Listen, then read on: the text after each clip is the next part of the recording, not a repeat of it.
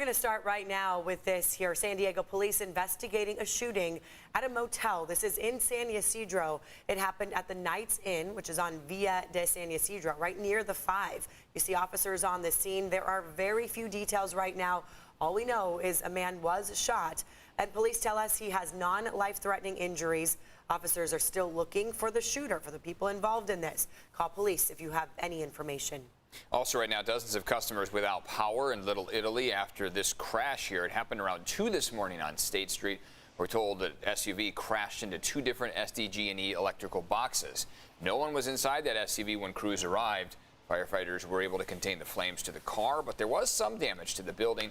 Power was knocked out to over 200 customers, but SDG&E has been working to restore it. Right now, the utility says about 64 are still without power, and they expect to have it all restored by 12:30 this afternoon. So a lot going on here on this Wednesday morning. Glad you are up with us. I'm Eric Connard. And I'm Nadia Ramport. Thanks so much for joining us. Here's another top story that we're following today. That race for the 80th Assembly District. So it appears to be headed for a runoff. Votes are still being tallied this morning, but none of the 3 candidates have a majority of the votes. All right, so let's take a look at the latest results right now. You see the numbers right next to the colors bars here.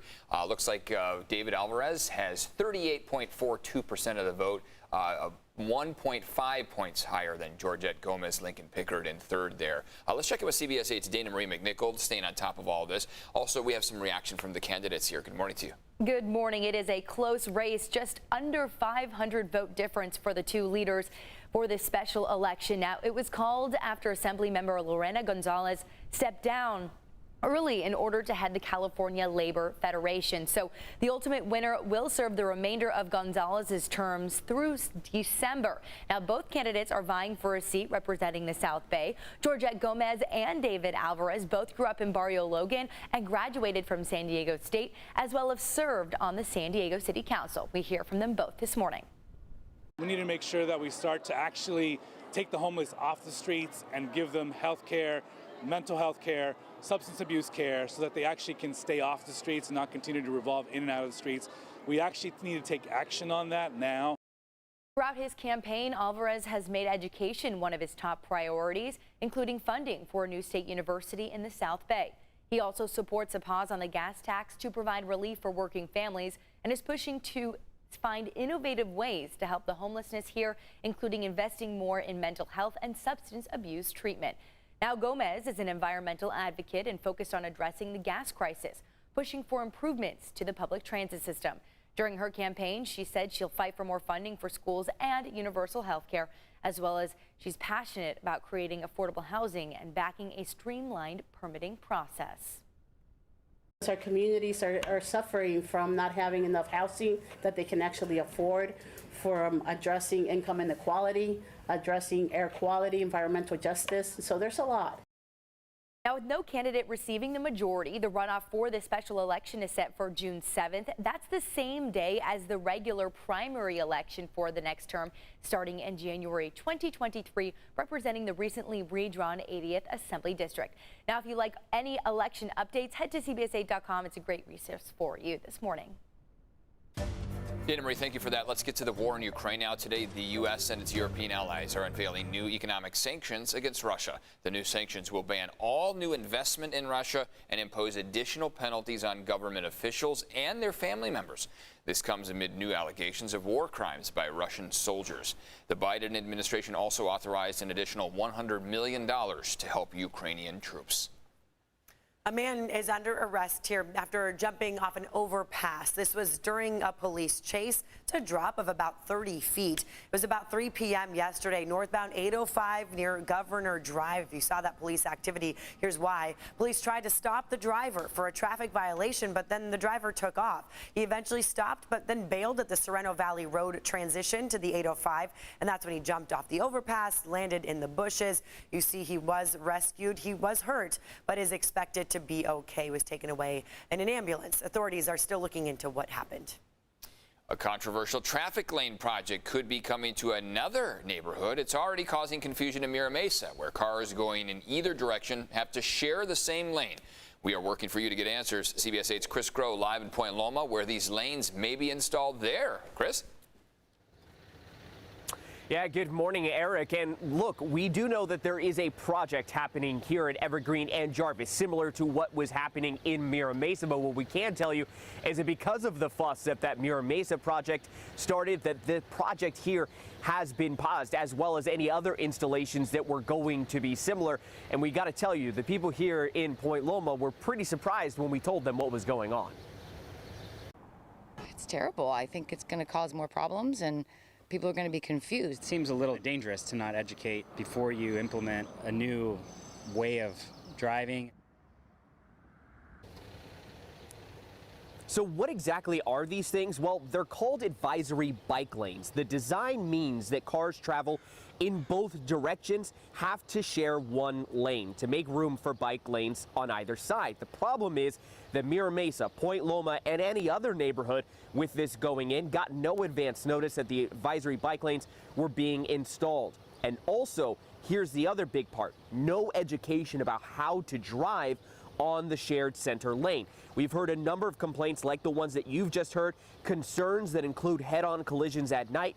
We spoke with Mayor Todd Gloria about what was going on in Mira Mesa, and he admitted it was a mistake and said installation would be paused until better preparation could be done for residents and drivers. The residents, when they say they did not receive any warning, they are correct, and that was a mistake, and we are working to correct that. It's a shared lane situation. It is new for our city, although not a new kind of bike treatment, but the fact that it's new in our city really means that we should have done far more education and outreach. Now, there are studies that show that these advisory bike lanes can work. However, there's a big if. That's if there is enough education. That is something that the study has shown, and also the amount and volume of traffic that goes through an area. Sometimes there could be simply too much volume where these are less successful at preventing collisions. Now, coming up in about a half hour, we'll share from you where these are used and exactly what type of education may look like when it comes here to San Diego. Eric and Netta. All right, Chris, thank you for that. Let's get a check on this heat alert now. Boy, things are going to be really turning around here, Netta. They really will. Cranking up the heat, so you may need to crank up the AC on a day like this. Right now, we're looking at the view from the Hotel Del, and yes, it's overcast. We do have this coastal eddy yet again, just similar to yesterday, although our visibility seems to be okay. Yesterday, after about 7 a.m., visibility got a bit worse in places like IB and Otay. I'm seeing the clouds lifting up a little, so you should be okay as far as that commute. Just looks a little gray outside.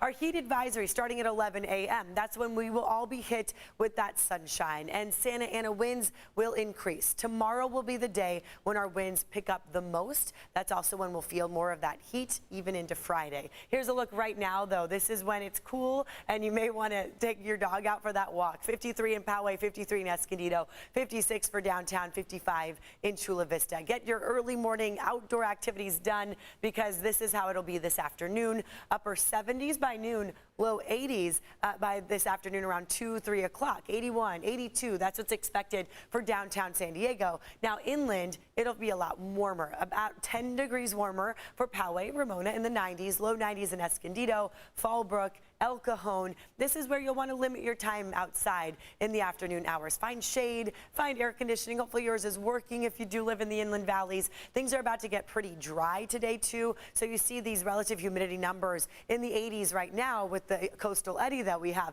But as soon as that moves back and over the ocean, we're going to see the numbers drop into the teens. So it will feel dry. We have that Santa Ana wind event coming through, which I'll get into coming up in a bit. I do want to show you though our uptick in numbers. So for the coast, this is kind of generous, but I do think by Friday we could get to the 90s. So for some beach communities, you may stay in the 80s. Some of you, though, might get to the 90s. And then look, we take a big tumble. Temperatures will really cool down by as early as Saturday. Inland valleys, though, I mean, for the next 3 days, this is why that heat advisory is in effect. It's going to be uncomfortably hot, dangerous for folks that are outside for a long time. Let's get you caught up on traffic here this morning. It looks very calm. I don't see much going on through North County, East County, the South Bay. Things are pretty, basically no issues.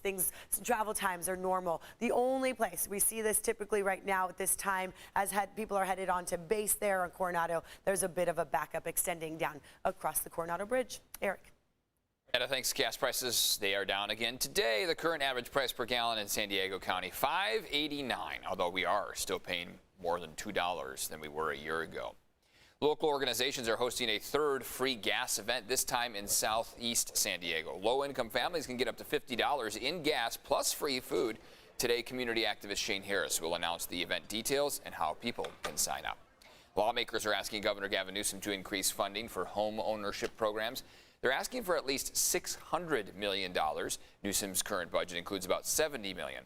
The request would put more money into programs that help first-time buyers with down payment assistance, building affordable homes, as well as homeowners insurance. Meantime, the county is getting $12 million in federal funds to help the housing and homelessness crisis in our region. The Board of Supervisors voted unanimously to receive the money to help unhoused people or those at risk. The funds will help develop about 100 permanent housing units by working with existing projects.